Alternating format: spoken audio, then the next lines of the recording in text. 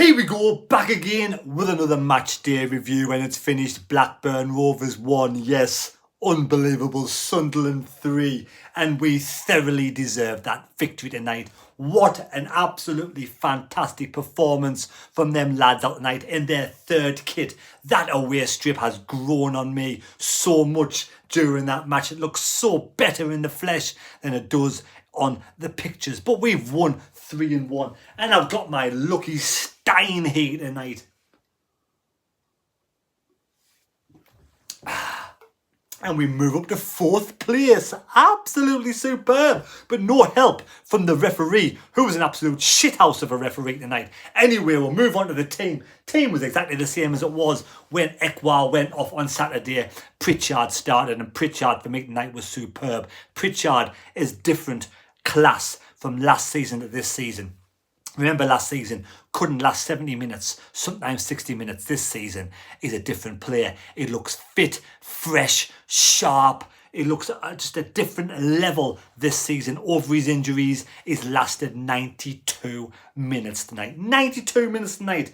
You know, that's the kind of performance you need. And remember, the hierarchy wanted Pritchard to be sold, allegedly. I'm so pleased we didn't sell Pritchard. Pritchard said he wanted to stay at Sunderland, and he said it, and he did it. And tell you what, Pritchard, 10 out of 10 tonight. Absolutely superb. Anyway, during the game, the first 15 minutes, Blackburn, I'm going to, as much as I hated Blackburn's performance tonight, for simple reasons, they were dirty, right? Some malicious, dirty challenges from Blackburn tonight, but at the same time, a lot of players who were diving around, who should have been on the stage at the Sunderland Empire, never mind on a football pitch. You know, but at the end of the day, I can take good things away from the Blackburn performance because they do pass the ball really well. They give us a lot of scares tonight. They really did. If they had somebody up top who could put the ball in the back of the net, it would have been a different scoreline. But first 15 minutes, they passed the ball sweetly, sharp, fast, fluent, and Sunderland were a bit overawed. And I thought it was a matter of time before Blackburn scored. And then after 15 minutes, Sunderland really started to get on top of the game, really grew into the game. A couple of really good defensive blocks from Sunderland, a couple of good saves from Patterson, and we started to grow into the game. And remember this game last season, exactly the same time last season, Jack Clarke was fouled. I'm sure it was almost a spit and double of last season. Jack Clarke was fouled last season, blatant foul, no penalty given. All up the other end, Blackburn scored. Tonight, it was even this referee, who was the majority of the time on Blackburn's side, could not give that as a penalty. That was the blatantest penalty you'd ever see in your life. Even me, with one eye, sitting in the crowd, would have seen that was a penalty. That was a blatant penalty. The referee had no choice. He knew he'd have been sacked from refereeing if he didn't give that as a penalty. Jack Clarke fouled, blatant penalty, takes the penalty down the middle, superb, 1-0 to Sunderland. And I thought, yes, we can go on now to dominate in this game. And we did. We went on. We started to control the game really well. And I thought it was a matter of time before we scored. And when we were going towards the goal, Ballard put his body on the line, going in for a header. The keeper wiped out Ballard. Literally wiped him out. And not being biased, he literally punched Ballard in the head, and Ballard went down for a couple of minutes. You know, in this case, why are we penalised? Why are the team going forward who has, if that had been in the middle of the park by a centre forward or a defender or midfielder, Blackburn player, yellow card or red card, simple as.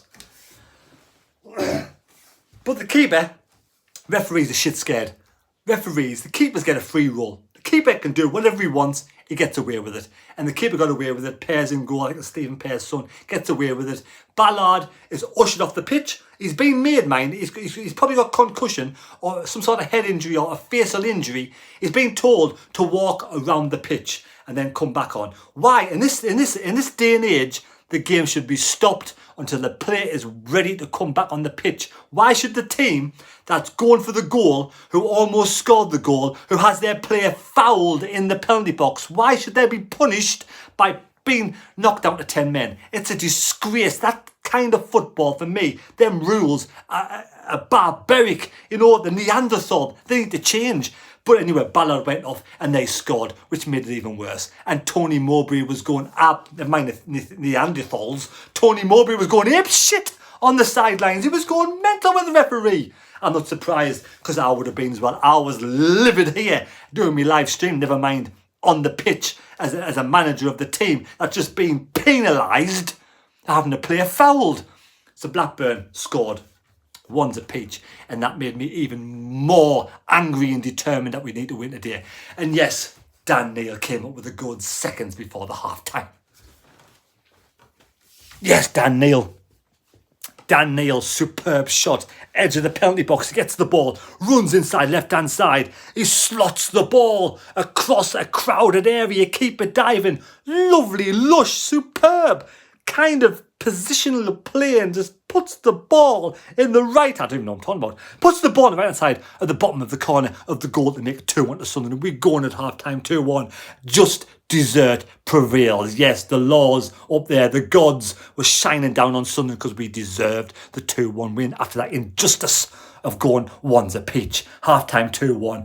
We need to recoup, you know, and get Tony Mowbray on the team, make them calm down a little bit. Second half came out. Blackburn started the second half the same as we kind of finished.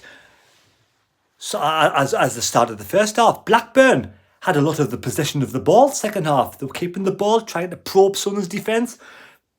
Patterson made a couple of good saves, a couple of good blocks from Sunderland. We defended stoutly until we finally scored that third goal, and it was Jack Clarke again.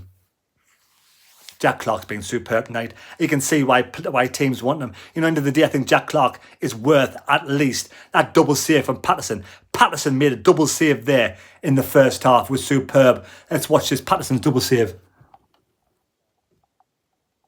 There we go. Patterson's double save was superb there. So, at the end of the day, you know, Jack Clarke, I think he's worth at least 30 million. I think Jack Clarke's superb. So there we go. That's where he's fouled there and then. Can we watch this foul here now, Jack Clarke, where he was fouled? Let's watch it.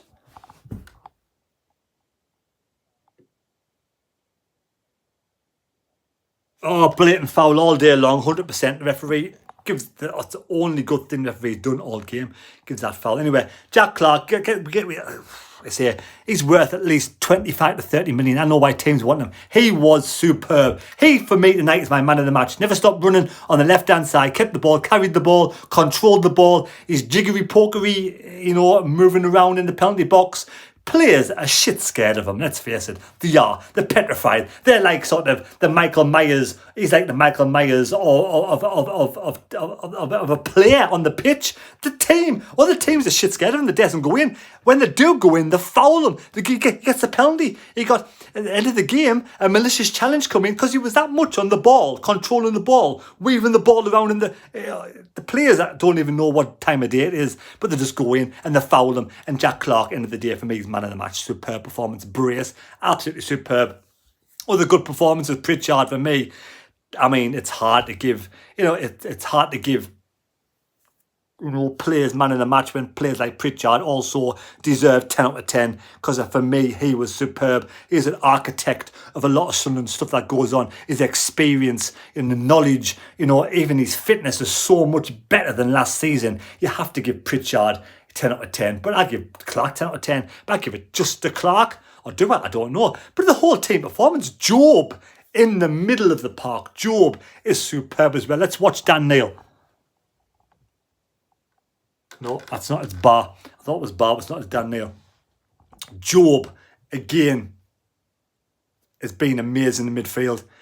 For a lad of 17 years of age, he controls the ball. It shows the awareness, the experience. It looks years above. Oh, there's Dan Neil with a goal here. Watch this. I don't know if you can see it. Dan Neil.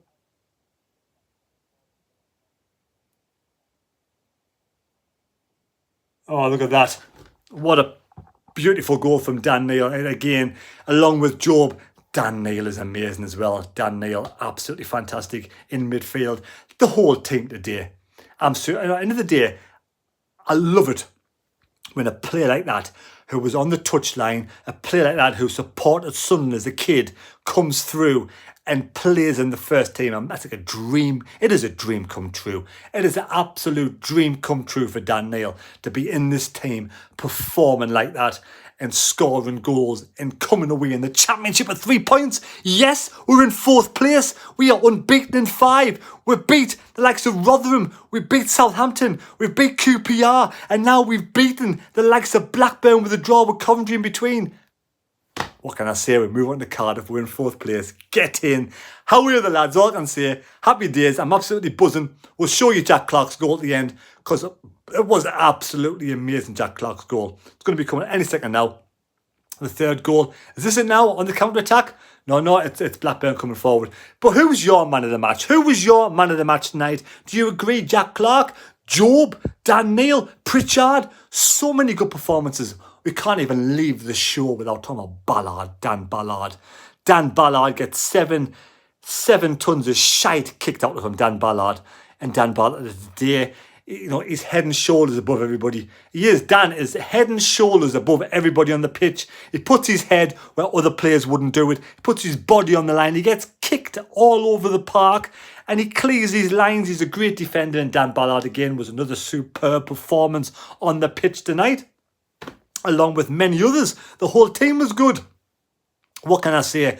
I'm still trying to wait for the goal coming on for Jack Clarke. It's going to be any time now. Is this it here? It might be Jack Clarke's goal now, I don't know. No, it's a shot from somebody on the pitch. But there we go. Let's wait. We'll wait. Oh, this is where he gives it away. This is Jack Clarke's goal now, isn't it? Yes. Pritchard was superb. Jack Clarke walking the ball in. Goes past 1, goes past 2. Absolutely amazing. There we go. Jack Clarke, superb. Hope you've enjoyed the video. Don't forget to subscribe to the channel. Give us a thumbs up. And, you know, end of the day, we move on to Cardiff now. We'll see Wincy's Bar and Grill. I will be doing the draw for the Inter Milan shirt for the 5 people. Sorry I didn't do it tonight. I'll do it for the match preview for the Cardiff game. Take care. God bless me. God go with you. Enjoy life, because it's good at the moment. Thank you very much. I hope all those Sunderland fans get home safe and sound. It's a long journey back. See you later.